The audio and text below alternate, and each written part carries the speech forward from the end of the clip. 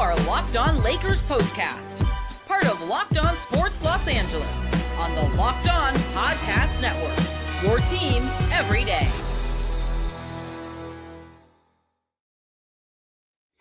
Well, no Anthony Davis. Austin Reeves has a career night, and D'Angelo Russell returns to Los Angeles. We talk about it all on the Locked On Lakers POSTCAST. Again, the show is brought to you by FanDuel. Get ready to tackle the NFL action with FanDuel, America's #1 sportsbook, because right now new customers can bet $5 and get $200 in bonus bets if you win. So, all right, Los Angeles Lakers, it's a good night to be a Los Angeles sports fan. We'll start right there.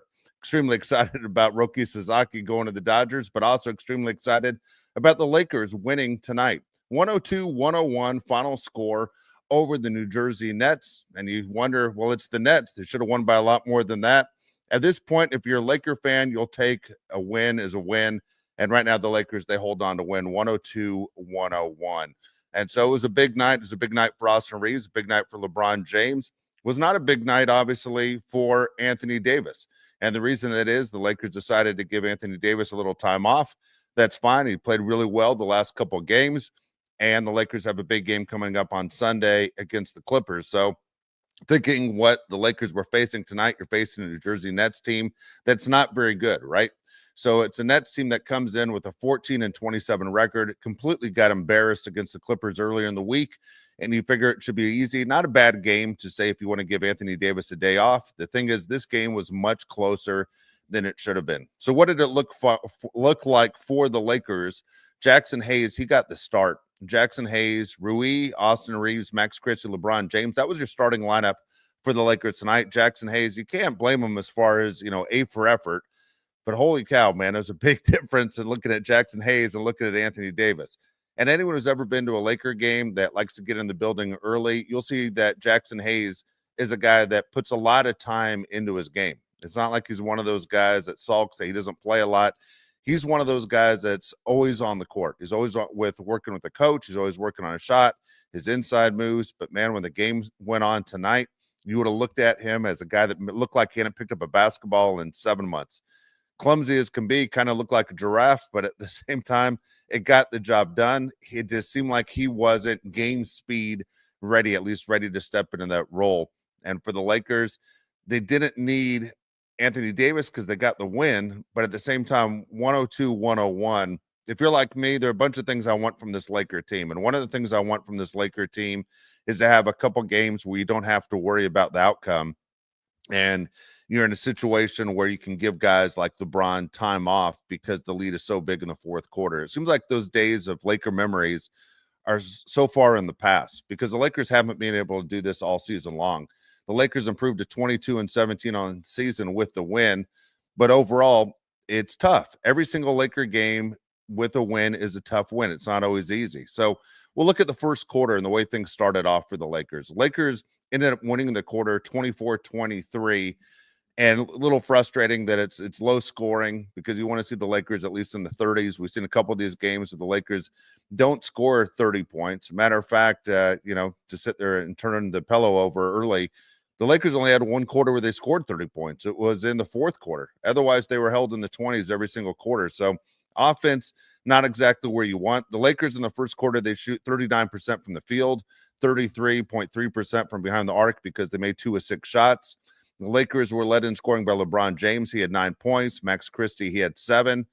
And you're thinking in your mind, hey, Max Christie belongs as starter, right? It's one of those things we talked about a lot when Max Christie struggled as a starter beginning, and then they moved him to the bench. There were games where Max Christie wasn't getting any minutes. He has stepped into that role, and I think this is where you're going to see him stay the remainder of the year. He plays solid defense. If you're one of those guys that watches basketball just for offense, maybe you miss some of the things Max Christie does on defense. But Max Christie, again, 7 points. And for the Nets, they shot 47% from the field, 40% from three-point range. Keon Johnson, he led the Nets in scoring with 6 points. D'Angelo Russell played 7 minutes in the first quarter. Kind of interesting to see what was going to happen when D'Angelo came back. You knew D'Angelo was going to try and show the Lakers and Laker fans they made a huge mistake by trading him away and not using him the way he thought he should have been used. Kind of interesting as well that he still comes off the bench for the Nets. But D'Angelo, again, 7 minutes in the quarter, scored just 2 points on 1 of 4 shooting. And it was one of those where we didn't miss him. At that point, you're like, this is why he's not a Laker anymore. Lakers got out rebounded by the Nets 15-9. Happens when Anthony Davis isn't playing. And here's the craziest stat that I think I've heard in the NBA this season, and it involves Ben Simmons. Ben Simmons, coming into the game, had taken 151 shots, but only shot 6 of them outside of the paint. It's crazy to think that here's a guy that so many people thought this guy's a future Hall of Famer. There's some broadcasters said he was going to have a better career than LeBron James. Ben Simmons can't shoot. I'll tell you one thing that Ben Simmons can do. Ben Simmons can pass. And Ben Simmons is a fantastic passer. And it was one of the things that he was compared to, because everybody likes to do this when you see a guy with a little bit of height when they come into the league. They compare him to Magic Johnson. He's far from Magic Johnson. The other thing about Ben Simmons, he's a tremendous defender. So he does have some value. He's just not the player that so many people thought he was going to be. 76ers didn't get what they wanted out of him, neither of the Nets. And there's so many off the court things that have happened with Ben Simmons. But to see him on the floor tonight, because if you're like me, you see most of the NBA Western Conference games, because I think the best basketball's in the Western Conference. I don't see a ton of Ben Simmons. Ben Simmons was impressive defensively and, of course, with his passing. But the fact that this is a game now that involves so much shooting, and he's so terrible at it, he doesn't fit today's NBA at all. Again, 151 shots, only 6 of them outside the paint. Really weird to think about. LeBron James, three-pointer at the buzzer, gave the Lakers a 1-point lead at the end of the quarter. Again, they outscored the Nets 24-23 after one. Second quarter, Lakers outscored the Nets 27-22, starting to think going into the half that the Lakers are going to have the night that I was hoping, where they can get a big enough cushion we could sit guys like LeBron and guys like Austin Reeves before they face a team like the Clippers on Sunday night. Unfortunately, it wasn't the game like they played 2 nights ago. Remember when the Lakers came out after halftime and they had a tremendous second half, especially the surge they had in the third quarter? For the Lakers, of course, it ended up being a struggle. And the Nets jump out to a 7-0 run to start the third quarter. And you're frustrated to go, man, are you overlooking New Jersey? Because they're still an NBA team. You're still at home. You want to take advantage of these home games because we know the Lakers are about to go on a very long road trip. You got to win these games at home. So the Nets jump out to a 7-0 lead. Lakers struggle. Lakers then go on an 11-2 scoring run, and they take a lead. So the Lakers struggled. They get back in it. They get serious. It looked like the Lakers could control the game anytime they wanted to. But we saw through the remainder of the game, it's not exactly what happened. The Lakers in a 6-minute stretch, as a matter of fact, they outscored the Nets 21-7 to take a 51-40 lead. And, you're sitting there going, things are going to be okay. But it's one of those things that, again, is very frustrating to see that things go up and down for the Lakers all the time. And the consistency problem is tough. The star of the second quarter was Austin Reeves. Star of the fourth quarter, by the way, was Austin Reeves as well. We'll talk about that. But Austin Reeves finished the first half of the game with 16 points. Lakers led 51-45. So, again, Lakers are up by 6 at the half. We expect the lead to be a little bit bigger. And for the Lakers, fine, 6-point lead. Let's do what they did last time and come out red hot, because it was big. And it's big for a variety of reasons for the Lakers on how important it is to set the tone, not only at the beginning of a game, but especially, I think, after halftime. It might be even more important to find out how you're willing to battle and what's going to happen as far as the team and being focused the rest of the way. If you can sit there and basically use the term punch them in the face to start the third quarter to know, hey, this might be a good time for you to hang it up. And for the Lakers, that wasn't exactly what happened. We'll talk about the halftime stats. I'll get to your comments as well. Again, big Laker win, 102-101. I don't want to diminish the fact that a win's a win. It's a little disappointing that they struggle against one of the worst teams in the league at home, but we'll get into all that stuff. But first, I want to mention, of course, Robinhood Gold. Again, Robinhood Gold, you can now enjoy the VIP and treatment, receiving 3% IRA match on retirement contributions. The privileges of the very privileged are no longer exclusive. With Robinhood Gold, get your annual IRA contributions, and they're boosted by 3% plus. You also get 4% APY on your cash and non-retirement accounts. That's over 8 times the national savings average. Now, look, the perks of the high net worth are now available for any net worth. The new gold standard is here with Robinhood Gold. To receive your 3% boost on annual IRA contributions, sign up now at Robinhood.com/gold. Investing risk 3% match requires Robinhood Gold at $5 a month. For 1 year for your first match, you must keep the funds in IRA for 5 years. Go to Robinhood.com/boost. Over 8 times the national average of savings account interest rate claim is based on data from the FDIC. On November 18th, 2024, Robinhood Financial LLC, again, gold membership is offered by Robinhood Gold LLC. Again, very, very simple right there for you to check out what Robinhood Gold can do to make your life a little bit easier. So looking at the Lakers right now and looking at everything they did in the half going into the third quarter, things were kind of miscued a little bit by the numbers. And I think a lot of times if you were just to someone to show you the numbers and you not know the score, I think you'd have a hard time knowing which team exactly was leading. It's interesting to see the way the last couple Laker games I've got, because the Laker stats don't exactly match up. The Lakers, as we know, not a great three-point shooting team. Lakers with turnovers, where they go with free throws, how the team looks, especially when you're missing a star player like Anthony Davis. Lakers were led in scoring at the half. Again, I told you Austin Reeves had 16, LeBron had 13. Max Christie, he added 7 points in 18 minutes. Rui had 5 points in 16 minutes, kind of hoping for another big night for Rui, hoping that we turn the page a little bit, that Rui is going to be a guy that gives you a little bit more points, and not just a guy that is a person on the floor, but a guy that can actually put the ball in the basket and score. I was hoping to see back-to-back nights, didn't see it. Jackson Hayes, playing in place of Anthony Davis, had 6 points and 6 rebounds in the first half. Now, the Nets were led in scoring by D'Angelo Russell, 7 points in 12 minutes. Russell also had 3 assists. Lakers shot 44% from the field. The Nets, 47%. So that's one of the stats we talk about on how did the Lakers have the lead. Well, the Lakers made 6 of 17 3-pointers. The Nets made 5 of 12. So the Lakers shot 35% from three-point range. The Nets, they shot 42%. Nets out-rebounded the Lakers, 21-18. Nets had more assists, 13 assists to the Lakers' 11. Yet the Lakers had the lead at the half. Now, here's the stat that obviously helps a little bit. Lakers only had 6 turnovers in the half compared to 12 by the Nets. Lakers scored 14 points off those turnovers compared to 11 from the Nets. Lakers scored 26 points in the paint compared to 22 for New Jersey. Now, the Lakers, this is 2 games in a row where the Lakers have dominated the paint. And as much as JJ Redick might not feel comfortable with, the idea that, hey, this team is great, scoring points inside the paint, because he would love to see successful three-point shooting, they don't have the horses to be a great three-point shooting team. And that's the difference of the Lakers compared to what JJ Redick wants and what the Lakers are. And it's if you can grab the 2, just grab the 2. Don't sit there and move the ball around and miss another 3, because more than likely you're going to miss that 3. A matter of fact, there's about a 70% chance you're going to miss that 3. And for the Lakers, if you can get the easy 2, take the easy 2 when you can get it.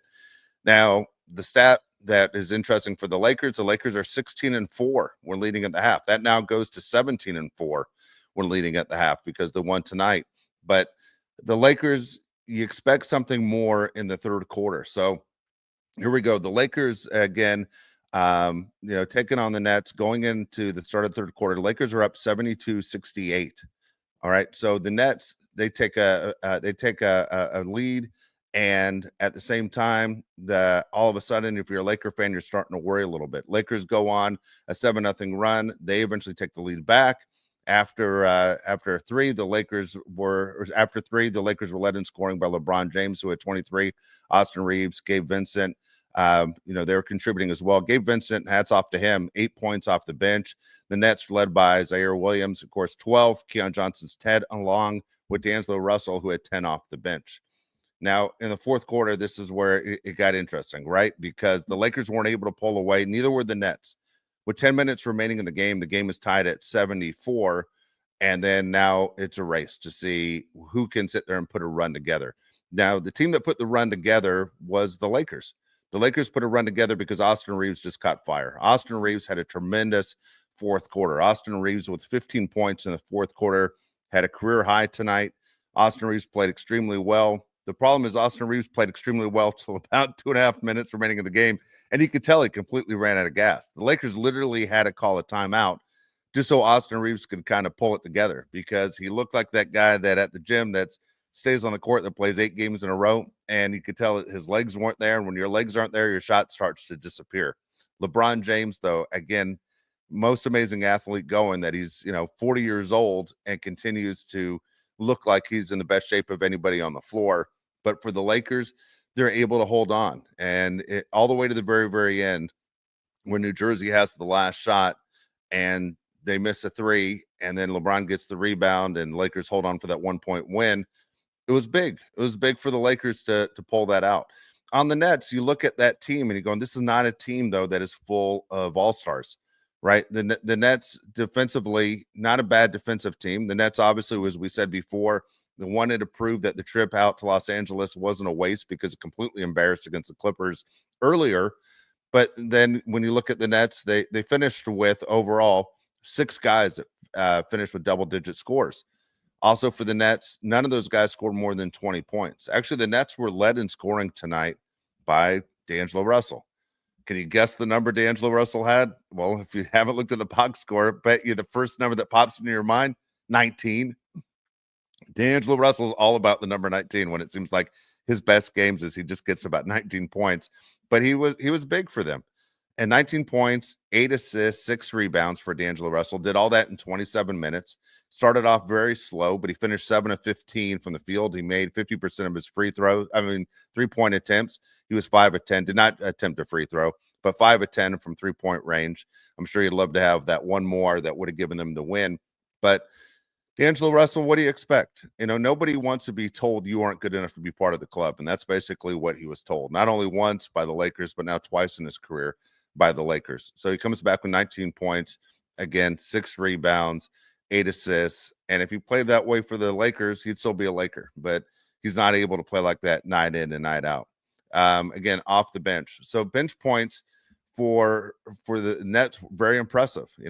Just the opposite from the Lakers, where we've seen this all year long. They aren't getting a lot of points, also playing a couple guys short. Finney-Smith wasn't there. Anthony Davis not there in the starting role. But for the Lakers, they're struggling on the bench. Whereas you look at the Nets, they had 3 guys who scored in double figures, and pretty impressive. Pretty impressive by them. Nets finished the night, by the way, shooting 45% from the field. They made 45% as well of the 3-point attempts, shot 77% from the free throw line. Turnovers, the Nets had 17 to give them a total of course, the 101 points that they got. But the turnovers killed them. 17 turnovers are a lot, but that's what you expect from a bad team, and that's what the Nets are. The Nets are one of the worst teams in the NBA. For the Lakers, you look at the scoring. The Lakers had 4 guys who scored in double digits. Rui had 10. LeBron had 29. Austin Reeves, career-high 38. And Gabe Vincent, off the bench, had 10. It was a big time for Gabe Vincent to have a big game. And for the Lakers, they were able to get it. Gabe Vincent in 29 minutes had 10 points. Not a fantastic shooting night. It was 50% from the field, but only 1 of 5 from three-point range. But Gabe Vincent made the right passes, played decent defense, made the shots when the Lakers actually needed a big basket. And overall, he was the only spark that the Lakers had off the bench. Dalton Knecht, again, can't make a basket. Extremely frustrating. Dalton Knecht in 18 minutes missed all 4 of his shots. He shot 3 3-pointers, missed all of those. He made 2 of 3 free throws to finish with 2 points. The Lakers with only 12 points total off the bench, and that's not going to get it done, right? As Stu Lance would say, that's not good. That's not going to get it done for them. And so a little bit frustrating for the Lakers as well. But they get the win overall, and for the Lakers, getting that win is a big deal. We'll take a little bit deeper dive into the box score in just a second, but also, overall for the Lakers, you want to see them play a little bit more better, a little bit more of a complete game. And we'll talk about how they can do that in just a second as well. As I said, I will get to your comments. So I want to mention the people over at Skims right now, as a lot of people are finding out. Skims is making underwear for men. A lot of people are intrigued, and there's good reason to be so. Now, look, if you've heard so much about the quality from friends and family, I had to give it a try. Let me tell you, it lives up to the hype. I've always had issues with, which is the right underwear, especially if you're an active person, because you understand that either you sweat or things move around. It's for comfort. Finding the right style for me was easy because Skims changed all that. Their new men's line offers something for everyone, from boxer briefs to classical briefs to, again, all designed with the perfect balance of comfort and style. Look, try Skims and boxer briefs. And look, I'm hooked. I'll tell you right now, they're perfect. These are the perfect for my active lifestyle. Love to work out when I'm not in broadcasting. I'm a baseball coach. I'm on a field all the time. And you need to be comfortable to make sure that you can make it through the day. So look, they move with you. They never lose their shape, and they stay in place all day. So whether you're working out or running errands, they're the most comfortable, reliable underwear that I've ever owned. Plus, lightweight material feels amazing, almost like you're wearing nothing at all. Don't forget Skims. As you know, I work out at least 5 times a week. I'm busy, as I told you. I like wearing that synthetic feeling boxer brief, and at the same time, I think you'll like it too.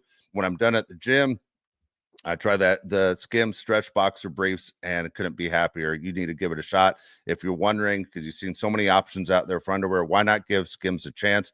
Again, give yourself a chance. Try the working out, the feeling that I get walking around, everything else the rest of the day.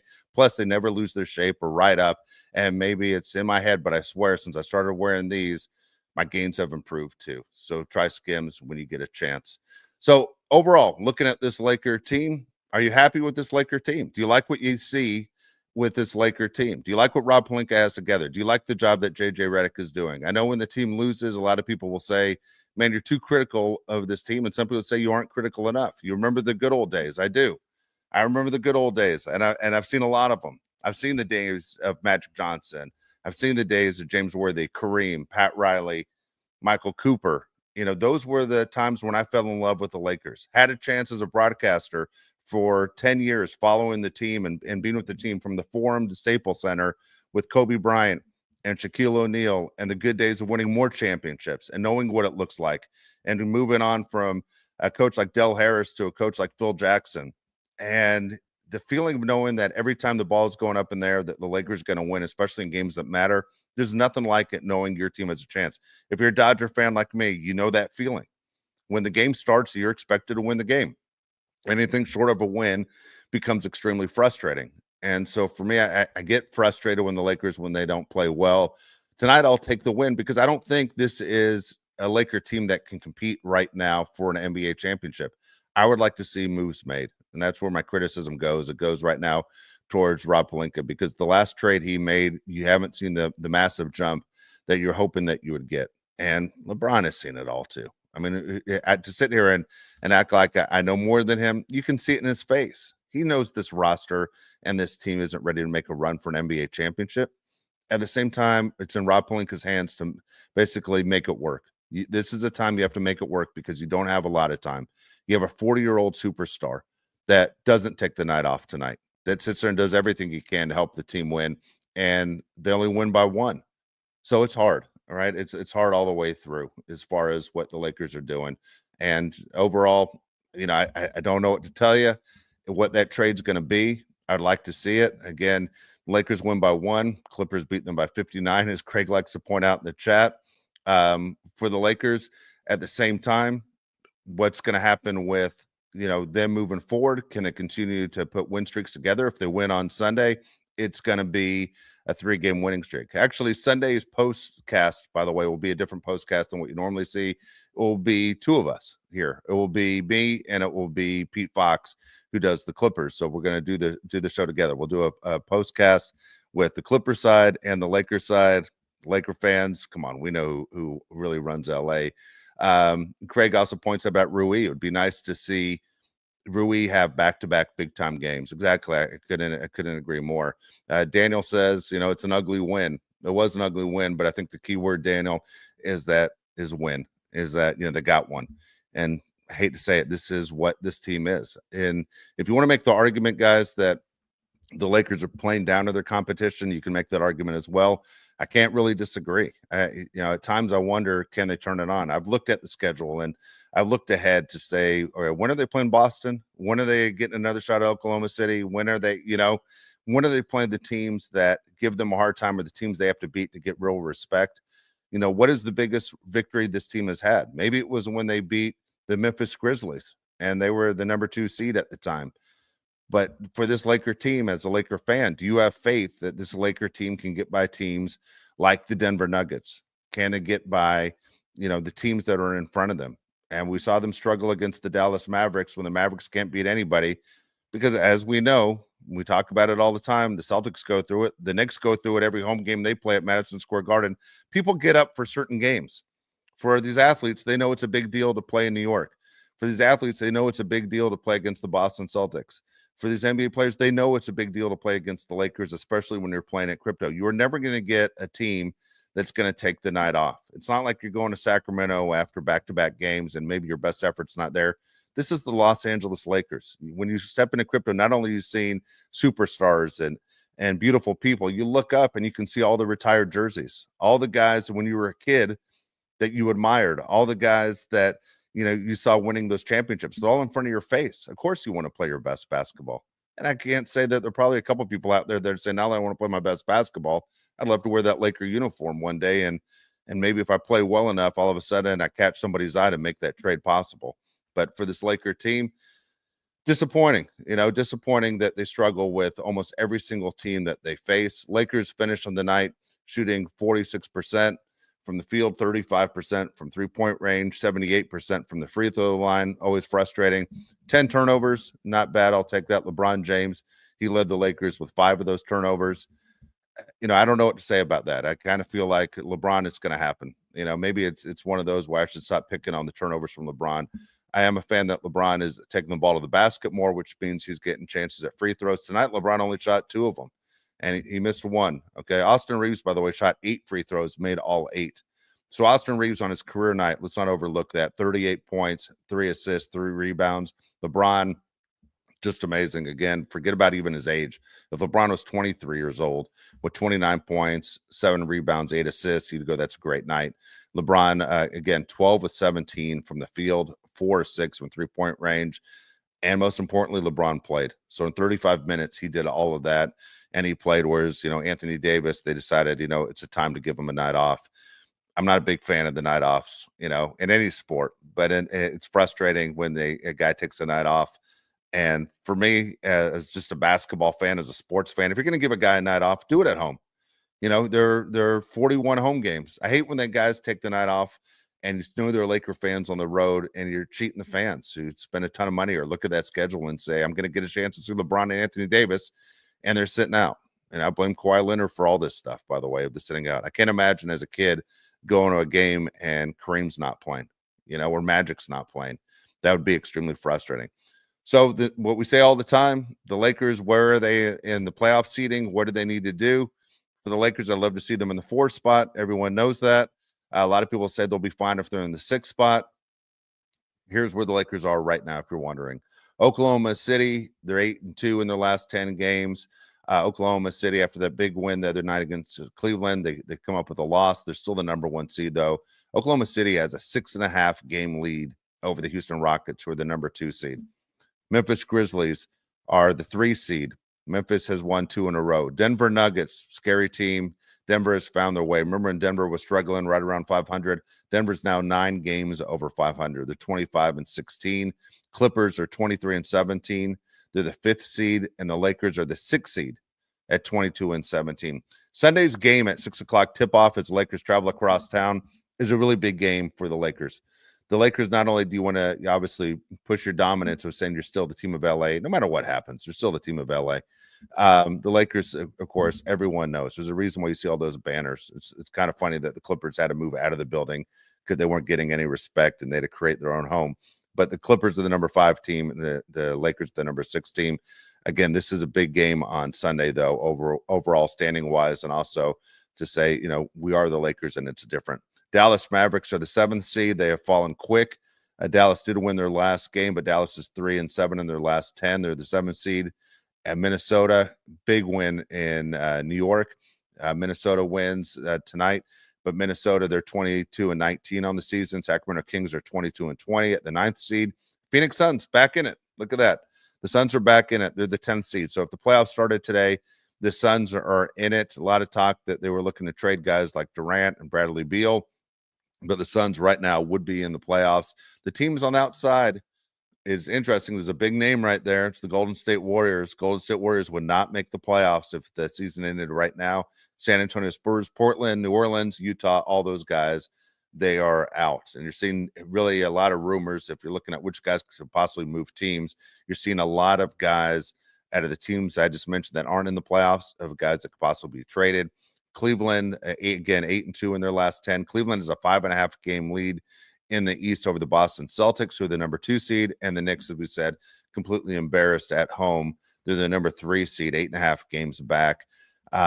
Right there, of course, in the Eastern Conference, Milwaukee's a 4 seed. I think right there you could stop. I don't think there's anyone really outside of Cleveland, Boston, and Milwaukee. I still don't buy New York as a 3 seed, but there's not a team in the East that I think would be in the NBA Finals. You know, I understand the Lakers have a trouble with a few of these, but these aren't teams that can win the championship. Outside of those 3 teams, Cleveland, Boston, Milwaukee, none of those teams are winning a championship this year. It's not their time.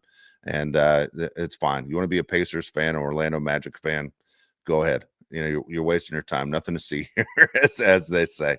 So Lakers, again, will take the win. Lakers win 102-101. They win over the New Jersey Nets. They're back in action.